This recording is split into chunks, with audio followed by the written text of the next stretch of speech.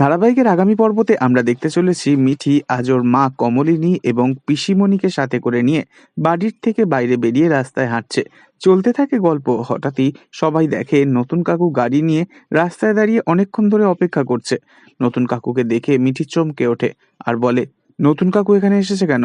তখন কমলিনী বলে, মিঠি, নতুন কাকু তোমাকে নিয়ে যেতে এসেছে। তখন মিঠি বলে, কেন? আমি কি কোনো সার্কাসের আসরে যাচ্ছি নাকি? সবাই মিলে তোমরা আমার সাথে যাবে? তখন পিসিমণি বলে ওঠে, মিঠি, তুই তো তোর সাথে আমাদেরকে অ্যালাউ করেছিস, তবে নতুন কাকুকে কেন অ্যালাউ করতে পারছিস না? তুই তোর নতুন কাকুকে তো বাবার মতনই তো ভালোবাসিস। তখন মিঠি বলে, বাবার মতন, তবে বাবা তো নয়। সমস্ত জায়গায় গিয়ে পরিচয় নিয়ে বিড়ম্বনায় পড়তে হয় আমাকে। দাদাভাই যে কথাগুলো বলে সেগুলো তো ভুল কিছু বলে না। এসব কথা শুনতে পেয়েই নতুন কাকু নিজেই এগিয়ে আসে আর মিঠির হাতটা ধরে। মিঠিকে বলে, এত দেরি করলি কেন? চল আমার সাথে, চল গাড়িতে উঠবি, চল, তোর জন্য ফেভারিট জিনিসগুলো গাড়িতে রাখা আছে। এ কথা শুনে মিঠি অত্যন্ত বিরক্ত হয় আর নতুন কাকুর হাত থেকে নিজের হাতটা ছাড়িয়ে নেয়। নতুন কাকু অবাক হয়ে যায় মিঠির ব্যবহারে আর জিজ্ঞাসা করে, কি হয়েছে তোর মিঠি?